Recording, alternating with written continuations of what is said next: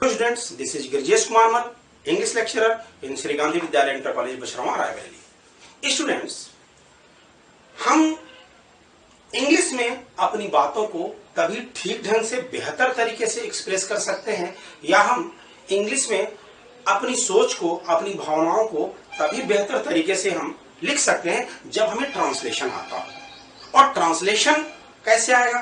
Translation तो आएगा tense के रूल के हिसाब से। अगर हमें टेंस के रूल्स पता होंगे तो हम इजी वे में, चाहे बड़े से बड़ा सेंटेंस क्यों न हो, हम ट्रांसलेशन बना लेंगे। तो आज हम आपको टेंस के रूल्स भी बताएंगे और उस टेंस के रूल्स के आधार पे कैसे ट्रांसलेशन करते हैं हम वो भी बताएंगे। तो let us start with tense.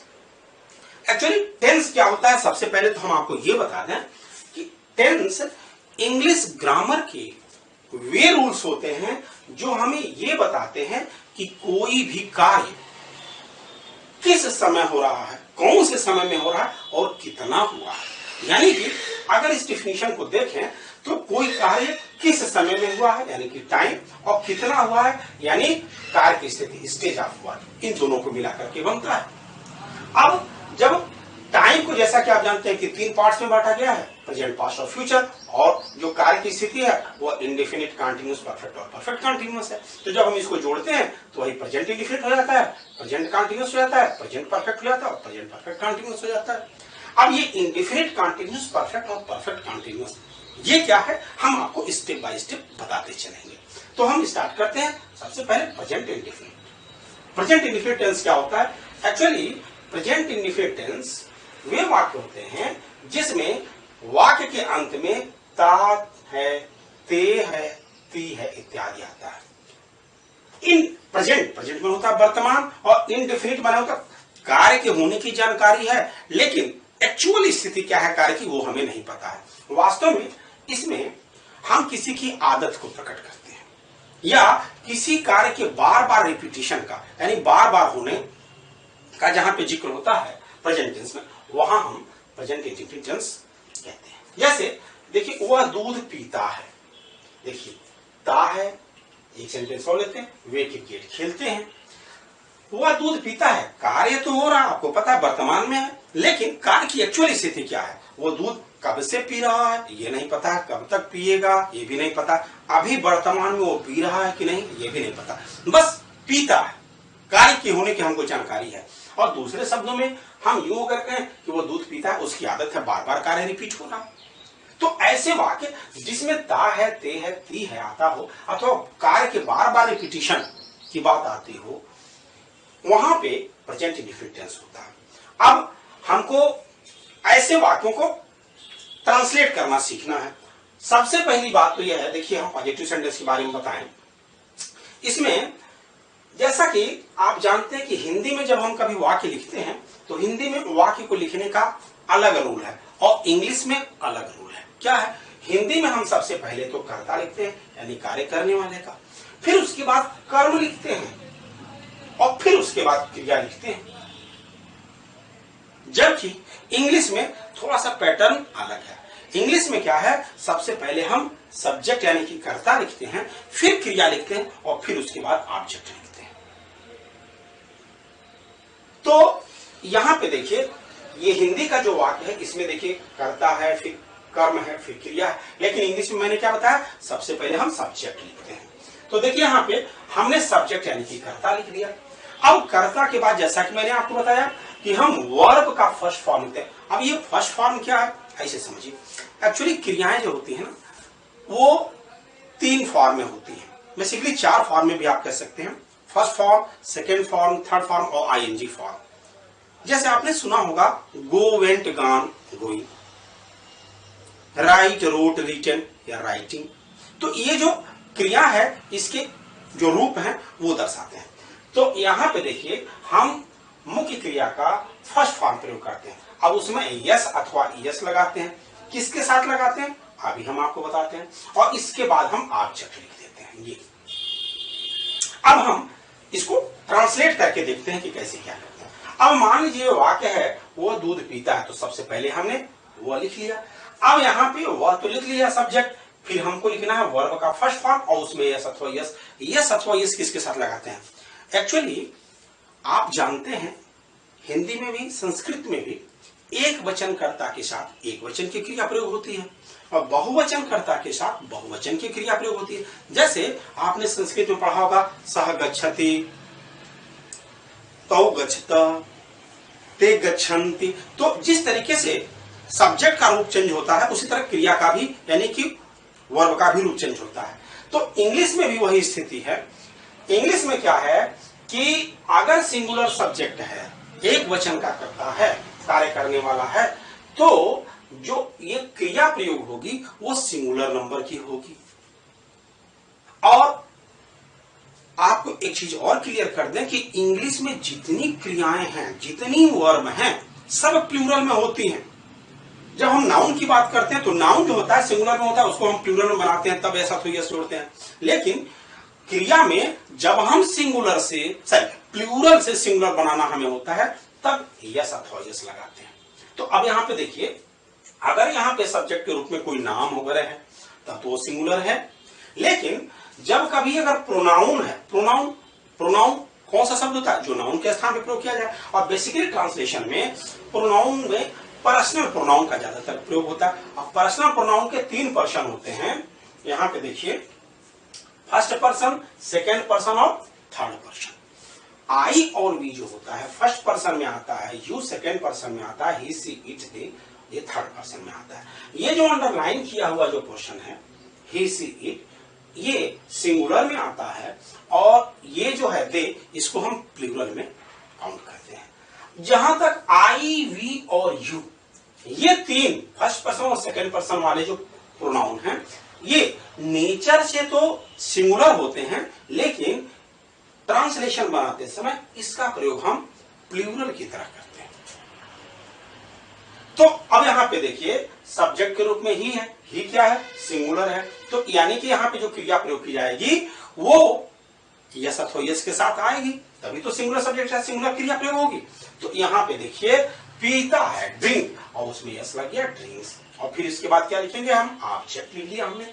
Way cricket खेलते हैं, तो अब वे की अंग्रेजी लिख दिया दे। दे क्या है? प्लूरल है। तो इसका मतलब खेलना की अंग्रेजी प्ले होता है, उसमें यस अथवा यस नहीं लगाएंगे। तो हो जाएगा हमारा प्ले और उसके बाद क्रिकेट।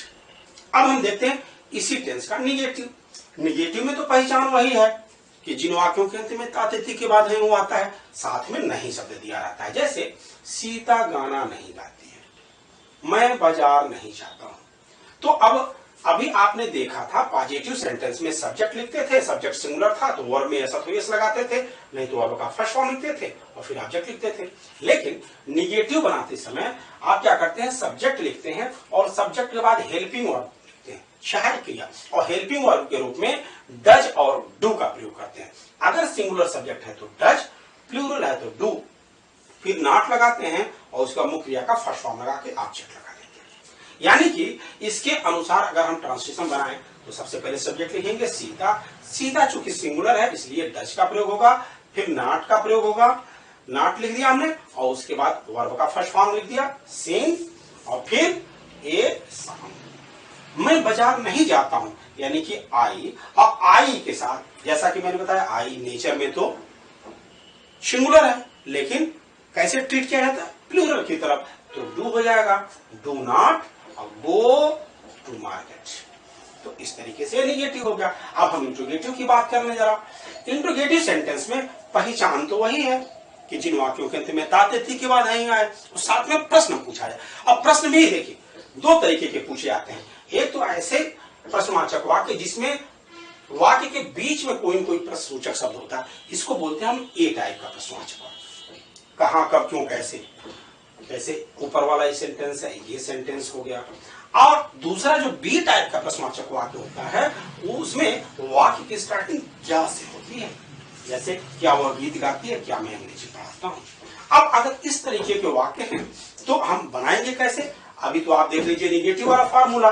निगेटिव का फार्मूला क्या था? सब्जेक्ट प्लस हेल्पिंग वर्ब, उसके बाद फिर नॉट लगाए थे, फिर वर्ब का फर्स्ट फॉर्म, फिर ऑब्जेक्ट। लेकिन जब इंट्रोगेटिव बनाएंगे तो क्या होगा? सबसे पहले ये जो कहां, कब, क्यों, कैसे जो बीच में आता है ना प्रश्नसूचक शब्द, हम सबसे पहले इसको निपटाते हैं। हम सबसे पहले उसकी अंग्रेजी लिख देते हैं, इसके बाद वाक्य के सब्जेक्ट के अनुसार हेल्पिंग वर्ब का प्रयोग करते हैं और हेल्पिंग वर्ब के रूप में क्या प्रयोग करेंगे, डज अथवा डू। फिर उसके बाद सब्जेक्ट लिखेंगे और सब्जेक्ट लिखने के बाद वर्ब का फर्स्ट फॉर्म और फिर ऑब्जेक्ट और लास्ट में प्रश्नवाचक चिन्ह लगाना हम नहीं भूलते हैं। याद रखिए, यदि प्रश्नवाचक चिन्ह नहीं लगा है तो इसका मतलब यह हुआ कि वाक्य इंट्रोगेटिव नहीं है। अब हम इसको देखते हैं। अब इसमें देखिए, तुम दूध क्यों पीते हो, तो इंट्रोगेटिव वर्ड इसमें क्यों है, सबसे पहले हमने लिख दिया व्हाई। अब उसके बाद यू के हिसाब से यू डू हो जाएगा, डू यू, और ड्रिंक मिल्क, और लास्ट में क्वेश्चन मार्क। वे क्रिकेट कहां खेलते हैं, तो सबसे पहले हम कहां की अंग्रेजी लिखेंगे, where do they play cricket. इसी तरीके से देखिए क्या होगा, गीत गाते। अब यहां पे देखिए, ये जो है इंट्रोगेटिव सेंटेंस नहीं है, सॉरी इंट्रोगेटिव वर्ड इसमें नहीं है, तो इसमें कहां से शुरुआत होगा, हेल्पिंग वर्ब से शुरुआत होगा। तो अब हेल्पिंग वर्ब में यहां पे देखिए हुआ के साथ क्या होगा, डज होगा ना, तो does she sing a song, last में क्वेश्चन मार्क। इसी तरीके से क्या मैं अंग्रेजी पढ़ाता हूं, तो अब डू आई टीच इंग्लिश, और लास्ट में क्वेश्चन मार्क। तो ये हो गया हमारा प्रेजेंट इंडेफिनिट टेंस का इंट्रोगेटिव। अब यहां पे देखिए प्रेजेंट इंडेफिनिट टेंस का इंट्रोगेटिव नेगेटिव पहचान वही है, बस तातेती के बाद है हुआ है। इसमें प्रश्न भी पूछा जाएगा और नहीं शब्द भी दिया होगा। कुछ नहीं आपको करना है, जैसे एग्जाम पे देखिए, तुम दूध क्यों नहीं पीते हो, वे क्रिकेट कहां नहीं खेलते हैं, क्या वो गीत नहीं गाती है, क्या मैं अंग्रेजी नहीं पढ़ाता हूं। अब इसको अगर सीखना है तो सबसे पहले तो आप इंट्रोगेटिव वाला फार्मूला देख लीजिए। सबसे पहले क्या करते थे, इंट्रोगेटिव, फिर हेल्पिंग वर्ब के रूप में डज अथवा डू का प्रयोग करते थे, सब्जेक्ट लगाते थे, फिर वर्ब का फर्स्ट फॉर्म, फिर ऑब्जेक्ट। तो अब जब आपका इंट्रोगेटिव नेगेटिव सेंटेंस है तो यही फार्मूला बस है, केवल और केवल इस सब्जेक्ट और वर्ब के बीच में हम नॉट लगाएंगे, बाकी वही है। देखिए हेल्पिंग वर्ब के रूप में does do, subject plus not लगा दिया, और वर्ब का फर्स्ट फॉर्म, फिर ऑब्जेक्ट, और लास्ट में क्वेश्चन मार्क। तो अब जल्दी से हम इसको भी देख लेते हैं। तुम दूध क्यों नहीं पीते हो, तो why do you not drink milk, question mark. वे क्रिकेट कहां नहीं खेलते हैं, तो where do they not play cricket, question mark. क्या वह गीत नहीं गाती है, तो does she not sing a song. देखिए यहाँ पे, क्या मैं अंग्रेजी नहीं पढ़ाता हूं, तो do I not teach English, last में क्वेश्चन मार्क। तो इस तरीके से प्रेजेंट इंडेफिनिट टेंस कंप्लीट हो गया। अब हम आते हैं प्रेजेंट कंटीन्यूअस टेंस में। प्रेजेंट कंटीन्यूअस का मतलब था जो कार्य जारी हो, यानी कि वो वाक्य जिसमें वर्तमान में कार्य का जारी होना पाया जाए। यानी यहाँ पे देखिए, जिन वाक्यों के अंत में रहा है, रही है, रहे हैं इत्यादि शब्द आए, उनको बोलते हैं हम प्रेजेंट कंटीन्यूअस टेंस का वाक्य। अब एग्जाम्पल के तौर पे देखिए, वो खाना बना रही है, वे क्रिकेट खेल रहे हैं। तो अब यहाँ पे देखिए, दोनों वाले वाक्यों में रहा है, रही है आ रहा है ना। अब अगर ऐसे वाक्यों को हमें ट्रांसलेशन बनाना है तो सबसे पहले हम क्या करेंगे, सब्जेक्ट लिखेंगे और सब्जेक्ट के अनुसार एच एम आर में से एक हेल्पिंग वर्ब का प्रयोग करेंगे, और उसके बाद वर्ब के फर्स्ट फॉर्म में आईएनजी लगाएंगे और फिर हम ऑब्जेक्ट लगा देंगे। देखते हैं फिर एच एम आर किसके साथ प्रयोग करते हैं। अब यहाँ पे देखिए, वो खाना बना रही है सी, अब सी के साथ हमें एच एम आर का प्रयोग करना है। हम वही चार्ट पे जाते हैं, प्रश्न प्रोनाउन के, ही सी इट के साथ सिंगुलर और प्रयोग होगा, दे के साथ प्लूरल होगा, इन सब साथ। लेकिन कंटीन्यूअस टेंस में आई के साथ एम का प्रयोग होता है और वी यू और दे के साथ आर का प्रयोग होता है, और बाकी ये जो अंडरलाइन किए हुए जो प्रोनाउन है इनके साथ इच का प्रयोग होता है। तो सी के साथ इच हो जाएगा, सी इज कुकिंग फूड, वे क्रिकेट खेल रहे हैं, यानी कि दे, और दे के साथ क्या होगा, अभी मैंने बताया आर, और वर्ब का फर्स्ट फॉर्म यानी कि प्लेइंग क्रिकेट। हम इसके नेगेटिव पे भी देख लेते हैं। पहचान तो वही रहा, रही के बाद है हुआ है, ठीक है, लेकिन साथ में नहीं शब्द भी दिया हो। देखिए यहाँ पे रहा है, रही है, रहे के साथ नहीं शब्द दिया हो, जैसे वो खाना नहीं बना रही है, वे क्रिकेट नहीं खेल रहे हैं। तो अगर इस तरीके का वाक्य है तो इसको बनाते समय हम क्या करते हैं, सब्जेक्ट लिखते हैं और वही हेल्पिंग वर्ब ईजेएमआर और प्लस नॉट शब्द लगा देते हैं। नॉट लगाने के बाद हम वर्ब के फर्स्ट फॉर्म में आईएनजी लगाते हैं, फिर ऑब्जेक्ट लगा देते हैं। जैसे अब इसको बना के देखते हैं। अब यहाँ पे देखिए, वो खाना नहीं बना रही है सी, फिर वो इसके हिसाब से सी के हिसाब से क्या होगा, इज होगा, एज, और अब यहाँ पे क्या लगाएंगे, नॉट लगाएंगे ना। तो देखिए यहाँ पे नॉट हमें एरो बना दिया है। ये एरो इसलिए हमने बना दिया कि जब आप बनाएंगे ट्रांसलेशन तो आप याद रखेंगे यहाँ पे हमने नॉट का प्रयोग नहीं किया, केवल एरो बना के आपको दिखा दिया कि हाँ यहाँ पे नॉट का प्रयोग होगा हेल्पिंग वर्ब के बाद, और इसके बाद वर्ब के फर्स्ट फॉर्म में आईएनजी लगाएंगे और फिर ऑब्जेक्ट लगा करके फुल स्टॉप कर देंगे। देखिए वे क्रिकेट नहीं खेलना है, यानी कि दे और दे के साथ आर होगा, आर, और फिर यही देखिए नॉट यहाँ लगा करके, और खेलना का प्ले होता है तो प्लेइंग क्रिकेट, इस तरीके से ये हो गया। अब हम इसी का इंट्रोगेटिव देख लेते हैं। इंट्रोगेटिव सेंटेंस में वही है, पहचान रहा रही के साथ साथ प्रश्न पूछा जाए, जैसे क्या वो खाना बना रही है, वे क्रिकेट क्यों खेल रहे हैं। तो अब इसको बनाने के लिए आप सबसे पहले तो निगेटिव वाला फार्मूला देख लीजिए, subject plus is am are plus not plus verb का फर्स्ट फॉर्म प्लस ऑब्जेक्ट। तो अब यहाँ पे जब इंट्रोगेटिव बनाना रहेगा तो ये जो सबसे पहले इसमें जो प्रश्न सूचक शब्द है, कब कहां क्यों कैसे ना, हम उसको लिखेंगे, और उसके बाद सब्जेक्ट के अनुसार इज एम आर से एक हेल्पिंग वर्ब, और फिर सब्जेक्ट लगा करके और फिर वर्ब के फर्स्ट फॉर्म में आईएनजी और ऑब्जेक्ट लिख देंगे, लास्ट में प्रश्नवाचक चिन्ह लगा देंगे। क्या वो खाना बना रही है, तो यहाँ पे देखिए अब वो के साथ क्या होगा, एज सी कुकिंग फूड, लास्ट में क्वेश्चन मार्क, वे क्रिकेट क्यों खेल रहे हैं, तो व्हाई, अब आर दे प्लेइंग क्रिकेट, और लास्ट में क्वेश्चन मार्क। तो ये हो गया हमारा प्रेजेंट कंटीन्यूअस टेंस का इंट्रोगेटिव। अगर इंट्रोगेटिव के साथ साथ निगेटिव है तो यहाँ पे इस सब्जेक्ट और वर्ब के बीच में यहाँ पे हम नॉट लगा देंगे, जैसा कि हमने प्रेजेंट इंडिफिनिट टेंस के इंट्रोगेटिव निगेटिव वाले वाक्यों में किया था। तो इस तरीके से हमारा ये प्रेजेंट कंटीन्यूअस टेंस कंप्लीट हुआ।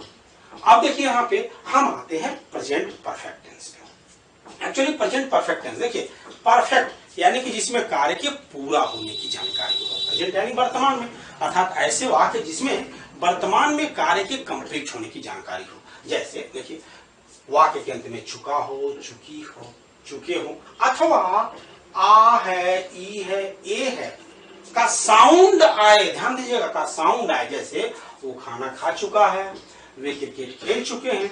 तो अभी हम इसको बना करके देखते हैं। रूल्स क्या है, सबसे पहले सब्जेक्ट, और सब्जेक्ट के अनुसार हम हैज और हैव, अगर सिंगुलर सब्जेक्ट है तो हैज, और अगर प्लूरल सब्जेक्ट है तो हैव लगाएंगे, और फिर वर्ब का थर्ड फॉर्म, ध्यान रखिएगा परफेक्ट टेंस में, चाहे वो प्रेजेंट परफेक्ट हो, चाहे पास्ट परफेक्ट हो, चाहे फ्यूचर परफेक्ट हो, हम वर्ब का थर्ड फॉर्म ही प्रयोग करते हैं और इसके बाद ऑब्जेक्ट लिख देते हैं। तो वह खाना खा चुका है, तो यानी कि क्या करेंगे, हम सबसे पहले ही लिखेंगे, और ही के साथ हैज और हैव में से कैसे डिसाइड होगा, सिंगुलर है तो हैज हो जाएगा यहाँ पे देखिए, और फिर खा चुका है तो ईट एट ईटन, तो ईटन हो गया और फूड हो जाएगा।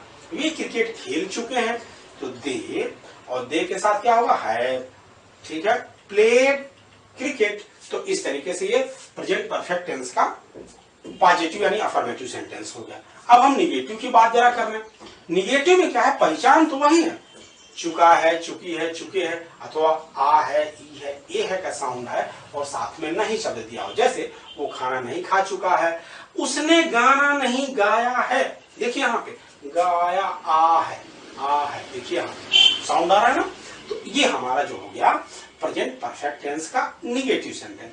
अब हमें बनाना है इसका ट्रांसलेशन, तो सबसे पहले हम सब्जेक्ट लिखेंगे, और सब्जेक्ट लिखने के बाद हम वही हैज और हैव जो हमने अभी हेल्पिंग वर्ब प्रयोग किया था वही सब्जेक्ट के अनुसार प्रयोग होगा, और फिर नॉट शब्द लगा देंगे, फिर मुख्य क्रिया का थर्ड फॉर्म, और फिर हम ऑब्जेक्ट लगा देंगे। बना के देखते हैं वो, यानी ही हैज, अब इसके अनुसार क्या होगा, हैज नॉट ईटन फूड, उसने गाना नहीं गाया है, यानी कि सी हैज नॉट सिंग सैंग संग, संग ये सॉन्ग। तो इस तरीके से निगेटिव हो गया। अब हम इंट्रोगेटिव की बात कर रहे हैं।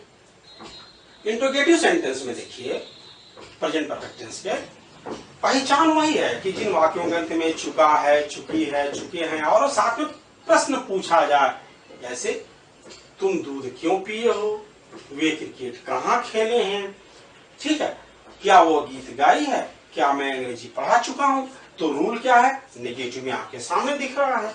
जब हमको इंट्रोगेटिव बनाना है तो सबसे पहले मैंने क्या बताया था, इंट्रोगेटिव में प्रश्न सूचक शब्द ढूंढते हैं जो वाक्य के बीच में दिया रहता है, इंट्रोगेटिव वर्ड, और इसके बाद सब्जेक्ट के अनुसार हम हैज और हैव में से एक हेल्पिंग वर्ब का प्रयोग करते हैं, और फिर हम सब्जेक्ट लिखते हैं, फिर मेन वर्ब का थर्ड फॉर्म। याद रखिएगा कि परफेक्ट टेंस में चाहे अफर्मेटिव सेंटेंस हो, चाहे निगेटिव सेंटेंस हो, चाहे इंट्रोगेटिव हो, हमेशा वर्ब का थर्ड फॉर्म ही प्रयोग किया जाता है। ठीक है, अब इसके बाद ऑब्जेक्ट और लास्ट में प्रश्नवाचक चिन्ह लगाना नहीं भूलेंगे हम।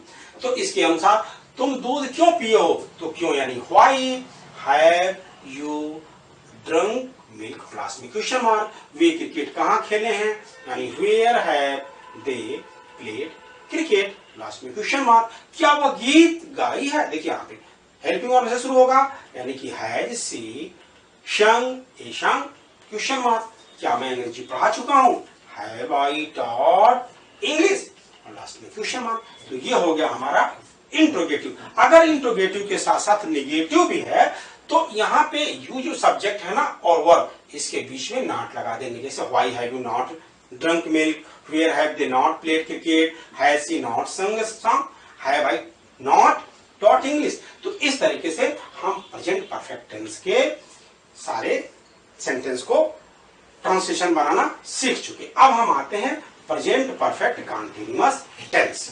हाँ, तो ये present perfect continuous tense, actually देखिए यहाँ पे परफेक्ट भी है और कंटीन्यूअस भी है, यानी कि कुछ कार्य पूरा हो गया है और कुछ जारी है, अर्थात ऐसे वाक्य जिनके अंत में रहा है, रही है, रहे हैं आदि के साथ समय भी दिया हुआ, तो हम कहते हैं कि ये प्रेजेंट परफेक्ट कंटीन्यूअस टेंस में वाक्य है। जैसे वो 2 घंटे से खाना बना रही है, वो 4 बजे से क्रिकेट खेलना है।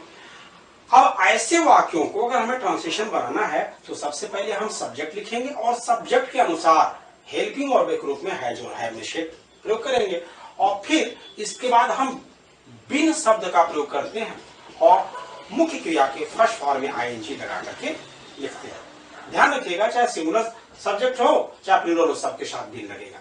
और इसके बाद ऑब्जेक्ट लगाते हैं। ऑब्जेक्ट लिखने के बाद हम समय को दर्शाने के लिए सिंस और फॉर का प्रयोग करते हैं, यानी कि कार्य जो दर्शा रहा है समय, अगर वो पॉइंट ऑफ टाइम यानी निश्चित समय है तो हम सिंस का प्रयोग करेंगे, और यदि पीरियड ऑफ टाइम यानी अवधि दिया हुआ है, जैसे 2 महीना, 4 महीना, 4 दिन, 2 दिन, 2 घंटे, तो हम फॉर का प्रयोग करेंगे और फिर उसके बाद टाइम लिख देते हैं।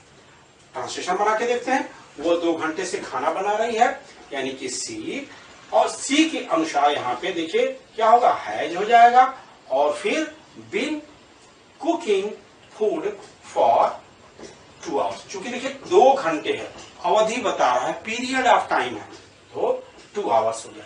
ये 4 बजे से क्रिकेट खेलना है, देखिए यहाँ पे दे, और दे के अनुसार क्या होगा, यहाँ पे हैव होगा, और बीन प्लेइंग क्रिकेट। अब देखिए समय के लिए 4 बजे से है, पॉइंट ऑफ टाइम है, तो क्या करेंगे हम यहाँ पे सिंस का प्रयोग करेंगे 4 o'clock। अगर मान लीजिए निगेटिव है तो कुछ नहीं करना है, पहचान तो वही है, साथ में नहीं शब्द दिया होगा, जैसे वो 2 घंटे से खाना नहीं बना रही है, वे 4 बजे से क्रिकेट नहीं खेलने हैं। ऐसे वाक्यों को ट्रांसलेशन बनाने के लिए सबसे पहले हम सब्जेक्ट और फिर वही हैज है। इसके बाद देखिए बिन के पहले हम नॉट लगा देते हैं, ध्यान दीजिएगा, यहाँ पे बिन के पहले नॉट लगाएंगे और इसके बाद बिन, फिर बाकी सेम प्रोसेस है, मुख्य क्रिया का first form, object, since of for और टाइम लिखेंगे। ट्रांसलेशन बना के देखते हैं। वो अब इसके साथ उसी चार्ट के अनुसार हैज होगा, हैज और नॉट, बीन, कुकिंग, फूड और फॉर 2 आवर्स। 4 बजे से क्रिकेट नहीं खेलना है, they have not been playing cricket since 4 o'clock। अगर मान लीजिए प्रेजेंट परफेक्ट टेंस का, सॉरी परफेक्ट कंटीन्यूअस टेंस का इंट्रोगेटिव है तो पहचान तो वही है, रहा है, रही है, रहे हैं आदि के साथ समय भी दिया, साथ में प्रश्न पूछा जाए, जैसे वो 2 घंटे से क्यों खाना बना रही है, क्या अभी 4 बजे से क्रिकेट खेलना है। देखिए दोनों टाइप के प्रश्नवाचक वाक्य हैं, ए टाइप का और बी टाइप का। ट्रांसलेशन बनाते हैं। सबसे पहले हम जो प्रश्नसूचक शब्द होता है इंट्रोगेटिव वर्ड उसको लिखते हैं, फिर सब्जेक्ट के अनुसार हैज और हैव, फिर सब्जेक्ट, फिर बीन आईएनजी और उसके बाद ऑब्जेक्ट सिंस और फॉर प्लस टाइम और लास्ट में क्वेश्चन मार्क। वो 2 घंटे से क्यों खाना बना रही है, यानी why has she been cooking food for 2 hours और लास्ट में क्वेश्चन मार्क। इसी तरीके से इसको देखिए, क्या अब यहाँ पे देखिए इंट्रोगेटिव वर्ड नहीं है, यानी कि इसमें हेल्पिंग वर्ड से शुरू होगा तो वे के साथ क्या होगा, हैव हो जाएगा। Have they been playing cricket since 4 o'clock, last में क्वेश्चन मार्क। अगर मान लीजिए प्रेजेंट परफेक्ट कंटिन्यूअस टेंस के वाक्य में इंट्रोगेटिव के साथ साथ निगेटिव भी हो तो हमें कुछ नहीं करना है, यहां सब्जेक्ट और बीन के बीच में नॉट लगा देना। क्लियर हुआ? जैसे why has she not been cooking food for 2 hours? Have they not been playing cricket since 4 o'clock? तो इस तरीके से हमने आज से present indefinite, present continuous, present perfect और प्रेजेंट परफेक्ट कंटीन्यूअस टेंस के वाक्यों को ट्रांसलेशन करना सीख लिया। अब हम इस प्रेजेंट टेंस के ये जो विभिन्न जो टेंस हमने आज पढ़े हैं इसके आधार पे हम पैराग्राफ बनाने की कोशिश करते हैं। तो सबसे पहले हम एक एक सेंटेंस लेके चलेंगे और लास्ट में एक एक सेंटेंस बनाते जाएंगे और पूरा जो पैराग्राफ है, पूरा जो आर्टिकल है उसका ट्रांसलेशन हो जाएगा। मोहन कक्षा 10 में पढ़ता है, तो देखिए यहाँ पे ये ता है, यानी कि ये प्रेजेंट इंडेफिनिट टेंस में वाक्य है। तो अभी मैंने थोड़ी देर पहले आपको प्रेजेंट इंडेफिनिट टेंस का फॉर्मूला बताए थे, यानी कि सबसे पहले हम सब्जेक्ट लिखेंगे और इसमें क्या करते हैं, सब्जेक्ट सिंगुलर अगर है तो वर्ब में यस अथवा यस लगाते हैं। तो देखिए स्टडीज हो गया, स्टडी में यस लगा दिया तो स्टडीज हो गया, और इन क्लास 10। अब यहाँ पे देखिए सेकेंड सेंटेंस देखिए, वह प्रतिदिन साइकिल से विद्यालय जाता है। तो अब ये भी वाक्य जो है देखिए ता है, यानी कि प्रेजेंट इंडेफिनिट टेंस में है। तो हम इसको बनाते हैं, सबसे पहले हम सब्जेक्ट लिखेंगे, ही लिख दिया हमने, और उसके बाद जाता है, गो होना चाहिए, लेकिन चूंकि सिंगुलर सब्जेक्ट है तो गोज हो जाएगा, गोज। अब कहां जाता है, ठीक है, टू स्कूल। और कब जाता है इसके बाद, तो डेली हमने लिख दिया। और फिर कैसे जाता है, बाई साइकिल, ठीक है, बाई साइकिल। तो इस तरीके से ये सेंटेंस हमारा हो गया। अब देखिए यहाँ पे, वह अपना गृह कार्य पूरा कर रहा है। यहाँ पे देखिए पूरा कर रहा है, ये वाक्य जो है ना कार्य जारी है, वर्तमान में कार्य जारी है, यानी कि प्रेजेंट कंटिन्यूअस टेंस में है। तो प्रेजेंट कंटिन्यूअस टेंस के वाक्य को क्या बताया था हमने, सबसे पहले सब्जेक्ट लिखते हैं और उसके बाद हेल्पिंग वर्ब के रूप में एच-एम-आर में से एक लगाते हैं, फिर मुख्य क्रिया के फर्स्ट फॉर्म में एनजी लगाते हैं, ऑब्जेक्ट लिखते हैं, लिख दिया हमने भाई ही, और ही चूंकि सिंगुलर है इसलिए एज लगेगा, और पूरा कर रहा है कंप्लीट तो उसमें एनजी लगाएंगे तो कंप्लीटिंग हो जाएगा, और अपना गृह कार्य यानी कि हिज होमवर्क। अब देखिए यहाँ पे उसने गणित का कार्य पूरा कर लिया है, ठीक है। तो अब ये वाक्य देखिए या है। अभी हमने जब मैं प्रेजेंट टेंस के बारे में बता रहा था तो बता रहा था कि जिन वाक्यों के अंत में या है, ये है अथवा चुका है, चुकी है, चुकी है आए तो प्रेजेंट परफेक्ट टेंस का वाक्य कहलाता है। तो इसका मतलब यह है प्रेजेंट परफेक्ट टेंस का वाक्य हुआ। तो सबसे पहले हम सब्जेक्ट लिखेंगे और इसके अनुसार हेल्पिंग वर्ब के रूप में हैज और हैव में से लगाएंगे तो ही के साथ हैज हो जाएगा, और पूरा कर लिया मुख्य क्रिया का थर्ड फॉर्म कंप्लीटेड, और गणित का कार्य तो मैथ्स प्रॉब्लम्स हो गया गणित के कार्य के लिए। अब देखिए अब वह 2 घंटे से अंग्रेजी पढ़ रहा है, देखिए कंटिन्यूअस और समय भी दिया हुआ है, इसका मतलब प्रेजेंट परफेक्ट कंटिन्यूअस टेंस का वाक्य है। तो अब देखिए ही यानी ही हो जाएगा, और ही के साथ हैज बीन क्या होगा, पढ़ रहा है ना, तो स्टडीइंग, और क्या पढ़ रहा है, इंग्लिश हो गया, और समय दर्शाने के लिए घंटा है तो पीरियड ऑफ टाइम हो गया ना। तो इसका मतलब यहाँ पे फॉर का प्रयोग करेंगे, फॉर 2 आवर्स। लेकिन यहाँ पे देखिए सब्जेक्ट के पहले अब दिया हुआ है तो इसकी अंग्रेजी यहाँ इसके पहले नाउ लिख देंगे। तो इस तरीके से हमने आज पूरा प्रेजेंट टेंस पढ़ लिया।